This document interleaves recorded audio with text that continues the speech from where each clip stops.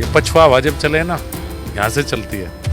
किसान खड़े, पूछो पछुआ हवा लाभदायक हो नहीं होती, कीड़े मकोड़े सब मर जा, खेती के लिए सबसे बढ़िया या चले और पूरब तक, फिर मारी आंधी चले। अखिलेश यादव वहाँ सुना है नेता ज्यादा थे, भीड़ थोड़ी कम रहेगी थी रामलीला मैदान में, मैंने सुना है, मुझे ज्यादा नहीं पता। और अब तीसरी बार टिकट बदला है मेरठ का, बिजनौर के 2 बार बदल दिए। अखिलेश यादव को ये समझ में नहीं आ रहा, टिकट छोड़ छोड़ कर भाग रहे हैं लोग। रही किसान आंदोलन की बात, हाँ, चौधरी महेंद्र सिंह टिकैत के समय से किसान आंदोलन मुजफ्फरनगर की पहचान रहे हैं, और उस पहचान को मैं बुरा भी नहीं मानता। मजबूत किसान है, किसान को अपनी आवाज़ उठानी चाहिए। तो मैं कम से कम व्यक्तिगत तौर पे इस पक्ष में रहता हूँ कि किसान को अपनी बात कहनी चाहिए, और मैं पार्टी फोरम में किसान की बात को बहुत मजबूती के साथ रखता भी हूँ।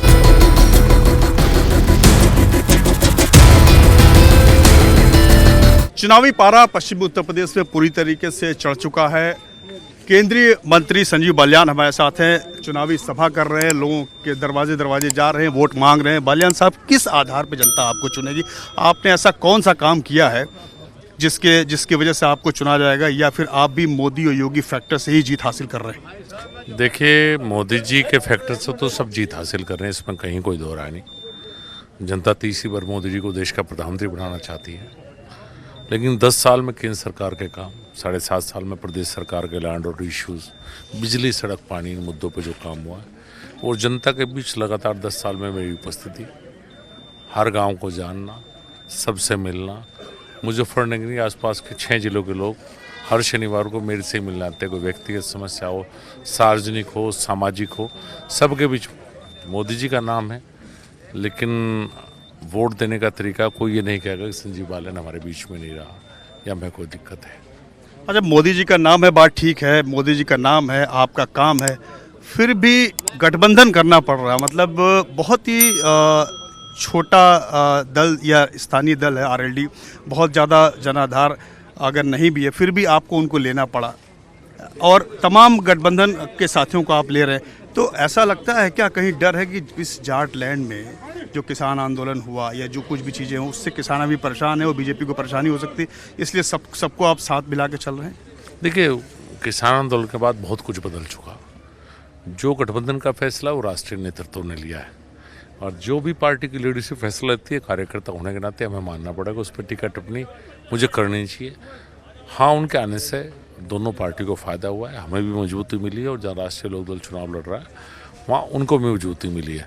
तो जो पार्टी का फैसला होता है उस पर हमें सवाल नहीं उठाना चाहिए। नहीं, उस पर ठीक है। दूसरी बात, एक स्थानीय बात यहाँ पे करते हैं। स्थानीय बात जो मैं ये कहना चाहता हूँ कि जो पहचान है मुजफ्फरनगर की, गुड़ और चीनी की है, राष्ट्रीय पहचान है, आप भी किसान हैं, लेकिन इस राष्ट्रीय पहचान को बड़ा दुर्भाग्य है कि अब ऐसे देखा जाता है, मुजफ्फरनगर दंगा, मुजफ्फरनगर किसान आंदोलन, तो इसको कैसे आपने दूर किया? क्या अभी भी टीस है किसानों के अंदर? अगर वो टीस है तो वो कितनी है और आपको कितना प्रभावित करेगी इस चुनाव में?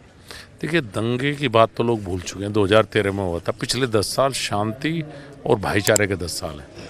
शायद आपको पता हो या ना हो, हमारे सारे मुजफ्फरनगर दंगों के मुकदमे में दोनों पक्षों ने बैठकर फैसले सामाजिक तौर पर किए, और सब फैसलों में मैं इन्वॉल्व रहा हूँ, चाहे हिंदू पक्ष की तरफ से या मुस्लिम पक्ष की तरफ से।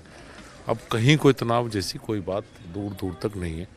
रही किसान आंदोलन की बात, हाँ, चौधरी महेंद्र सिंह टिकैत के समय से किसान आंदोलन मुजफ्फरनगर की पहचान रहे हैं, और उस पहचान को मैं बुरा भी नहीं मानता।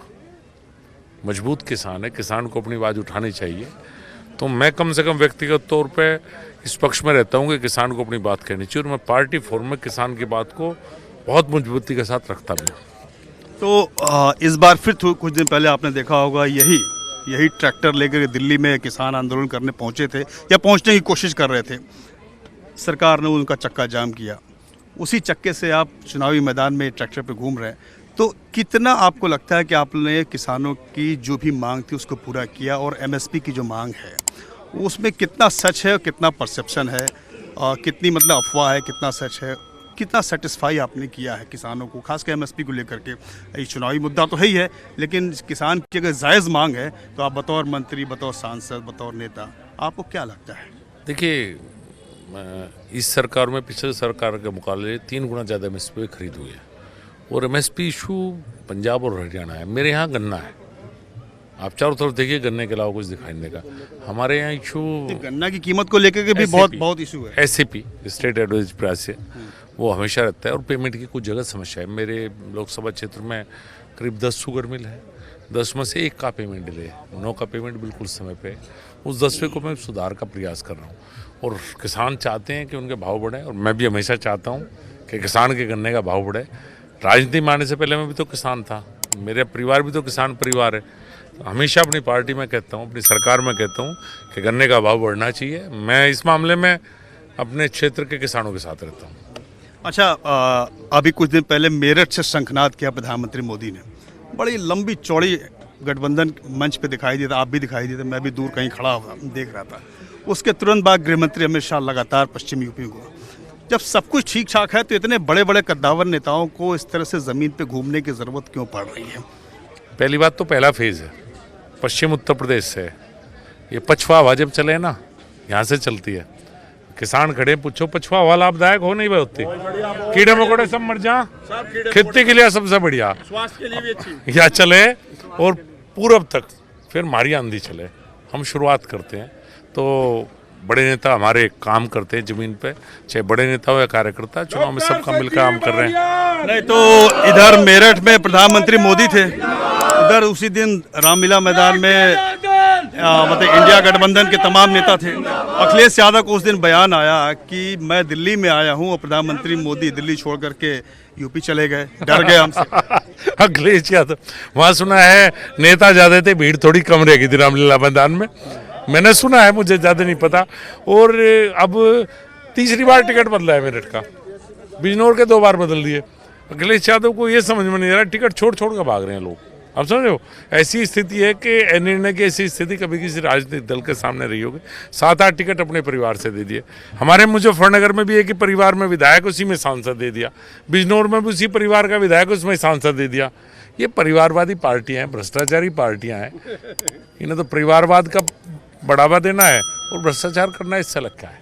बलियान जी, ऐसा तो नहीं कि ओवर कॉन्फिडेंस कहीं काम खराब कर दे?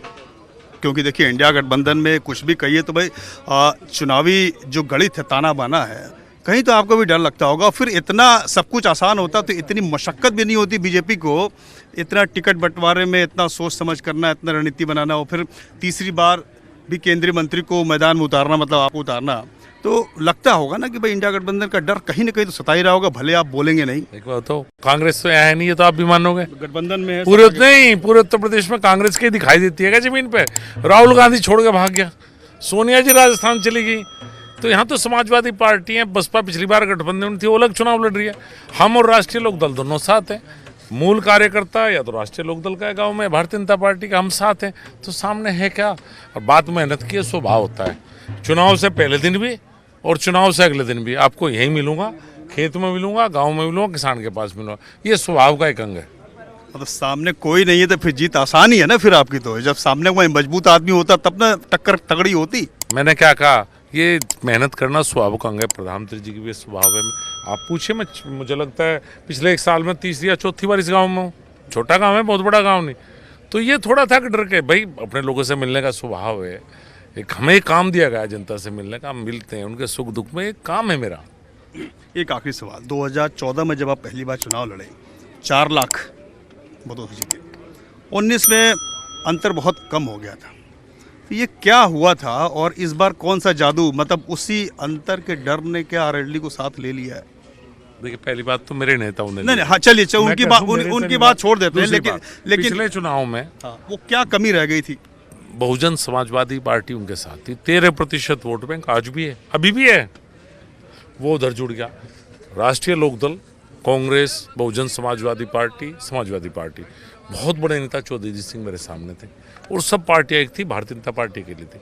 इस बार बसपा अलग लड़ रही है, राष्ट्रीय लोकदल हम साथ हैं। तो हश्र क्या होगा या परिणाम क्या होगा, आप खुद अंदाजा लगा लीजिए। मतलब समीकरण पूरी तरीके से आपके पक्ष में है। बिल्कुल। ठीक है, तो एक आखिरी सवाल, सबसे जरूरी काम आपने मुजफ्फरनगर की आम जनता के लिए क्या किया है? सबसे जरूरी काम जिसे लगता होगा कि भाई ठीक है, मोदी योगी के अलावा संजीव बालियान ने ये काम किया, रात में जब सोते हैं तो लगता होगा कि हाँ भाई ये बढ़िया काम 24 घंटे अपने क्षेत्र के लिए उपलब्ध, कोई फ़ोन पर संपर्क करे तो फ़ोन पर उपलब्ध, कोई मिलना चाहे तो मिलने में उपलब्ध, हर कोई बुलाना चाहे तो उसके पास जाने में उपलब्ध। भाईचारा बनाया, लॉ एंड ऑर्डर बहुत अच्छा किया। यहाँ अगर कोई व्यापारी को कोई दिक्कत है तो पुलिस के पास बाद में जाता है, मेरे पास पहले आता है मुजफ्फरनगर में पूछना। ये मैं अपने आप की सबसे प्लस पॉइंट मानता हूँ। बहुत बहुत धन्यवाद। तो केंद्रीय मंत्री संजीव बालियान तीसरी बार मुजफ्फरनगर से लोकसभा के प्रत्याशी बीजेपी ने इनको बनाया है, और ये सिर्फ एक सांसद की साख नहीं है, इस बार केंद्रीय नेतृत्व की साख है, केंद्रीय मंत्री की साख है। और देखना होगा कि जो रणनीति पश्चिम उत्तर प्रदेश के लिए बनाई गई है, संजीव बालियान तीसरी बार उसको किला को फतह करने में कितनी कामयाबी पाते हैं। कैमरामैन नितिन के साथ प्रशांत देव, न्यूज़ 24।